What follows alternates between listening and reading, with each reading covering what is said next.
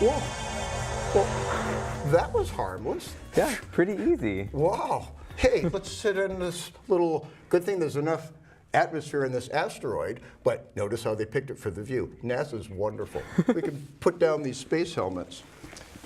Well, let's sit here for a while. Hi, I'm Cal Anderson, and we're here on the edges of space with a good view, and I'm here with Dr. Joshua Judkins. Now, you might remember Josh was here on the Weekly Wrap back in September, and he promised to come back because winter skies are different from other season skies. Now, Dr. J is the associate astronomer up at our own High Rock Observatory on top of High Rock Tower, which is in High Rock Park in Lynn.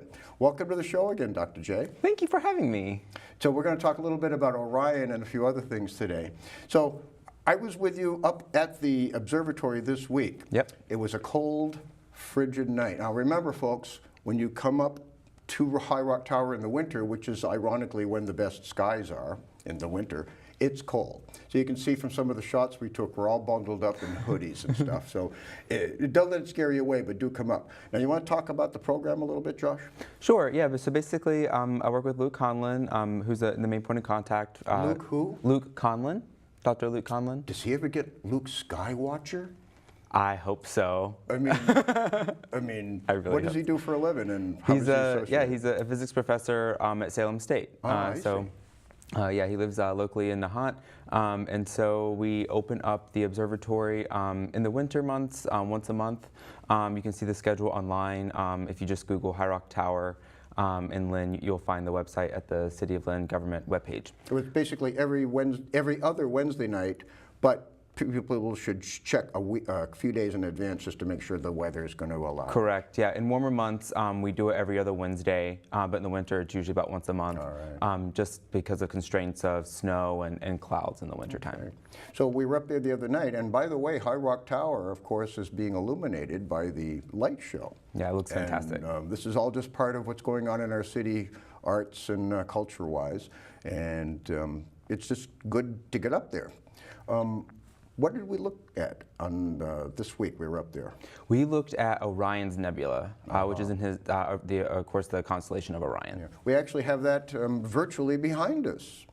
Now, describe some of the features of Orion so people know that it's easy to spot with the naked eye. It's one of the dominant winter constellations. Exactly, yeah. So the three stars here in the center, they are very distinct in the night sky. So if you look up, you can look for the three closely paced stars, and then you'll see the four in the corners. Those will also be very vivid. In particular, you'll see there's this orangish-looking one in the upper left there. That's Betelgeuse. We mentioned it last time that it is in its final stages of its evolution. And what's interesting is with the naked eye, I was asking Josh the other night, is that a supernova? Because you mentioned it, but now it's showing with the naked eye distinctly orangey red, and it's fantastic that you can see that. Yeah, it's very orange and red, and sometimes we do put the telescope on it as well, and it's quite vivid in the eyepiece. And if you go back to the full screen view, so you find the three stars, and you see with your naked eye, actually in the light pollution of Lynn, you'll notice that there's this fuzzy patch of about three bright stars between the three stars and the two on the bottom. And the middlemost one of that is actually not a star at all, but rather a nebula called Orion's Nebula. And so we looked at that through the telescope. It looks like a single star to the naked eye, but when you use the telescope, it becomes four distinct objects. Yeah, there's these four really tightly packed stars in the very center called the trapezium. And those are what is actually illuminating and energizing all of the atoms of hydrogen in the cloud, causing it to glow. Wonderful. And that was interesting. When I saw it up close, I didn't know that there was this radiating glow of the whole constellation. So it's fantastic to look at. Now, we're talking about some other things. Another recognizable constellation to the naked eye is a big W. It's Cassiopeia. Now, Josh told me the other night that you take two stars and you line up and draw a straight line, and what do you see? You see the Andromeda Galaxy. Which is very similar to, well, it's actually the one behind us, but it's also this one that looks most like our own galaxy. If you were out looking at us, it would look like the classic pinwheel shape. Yep. And it's actually, if you go, it's hard, you can't really see it with light pollution in the city, but if you go out to a dark sky, then you can definitely see that it is a smear of light in the sky. So, and it's actually bigger than the full moon in the sky. Now, these are the nights when you go out, it's actually best on the nights when there isn't a moon. Correct. As soon as you add a little bit of moon, from half to full moon, it just starts shading out the sky, and you don't see all the little brilliant pinpricks of light. So it's fantastic. So Josh, there's some things happening down on Earth. So you want to mention some of those? Yes, thank you. Notes here? Yeah, so some things happening on Earth is, of course, Valentine's Day happening soon. We have Mardi Gras coming up, President's Day. Got to make sure we mention Heart Health Month. Absolutely. We started last week, and wear red all month, folks. Yeah. And then we, of course, want to reflect on Black Awareness Month as well. Right. And by the way, there was a kickoff on Martin Luther King Day of the year-long 200th anniversary or birthday of Frederick Douglass. And LCTV is more or less a media sponsor in partnership with a lot of the activities going on this year.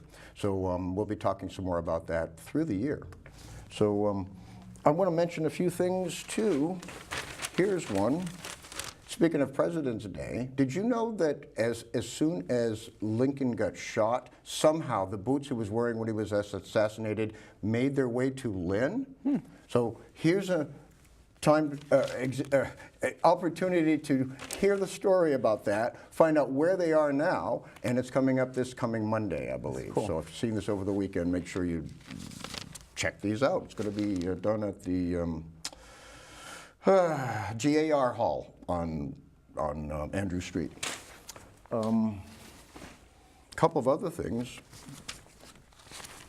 The rail trail is back on track with a funding boost. Now, this is important for us. I mean, there used to be a railroad running right through Lynn. There's an abandoned corridor, and they're trying to link that up with some of the other ones starting over in like Medford and Everett and all the way to the sea. As a cyclist, I've tried to come to Lynn from Somerville, and it's really difficult without that path, so it's exciting. Suddenly it stops, Yep. and you can sort of see where the corridor will go. There was a false start a few years ago, but now it's hopefully back on momentum, because this is something that we really want to welcome. Did you know that the editorial this week and the item was a call for citywide, they're doing it in some cities, but free Wi-Fi for residents of the city. Now, I've been to Alexandria, Virginia, and right downtown, even staying at a hotel, I could get the free public Wi-Fi. Now, I think this is a very good thing for almost every city to plan. Oops.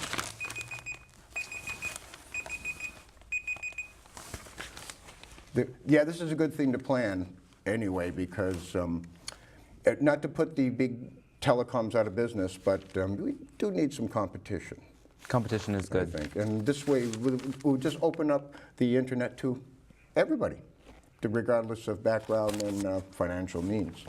All right, I had to mention too, we got about a minute left. This week, shopping picked up on the way out. What a point of purchase. Look what happens to be this month's National Geographic. Perfect. It's a guide to the night sky, but there's all kinds of things in here, maps of the heavens, things about the planets, and more and more. Oh, this is one I like, because this is actually a guide, so you can hold it up and see what the sky looks like above you. And it's a good way to map out, oh, I see Cassiopeia, and I see Orion here.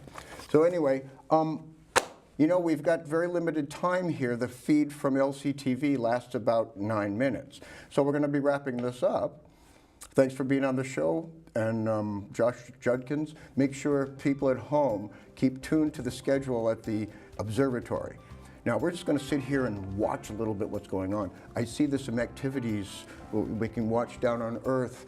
They're getting ready for the Mardi Gras parade. In the meantime, I got some mini moon pies for snacks. Yummy. And I actually also brought some Milky Ways. Oh, wonderful. So let's sit here and munch out. And then later I've got some Orbit, I think it's sugar-free gum for later too.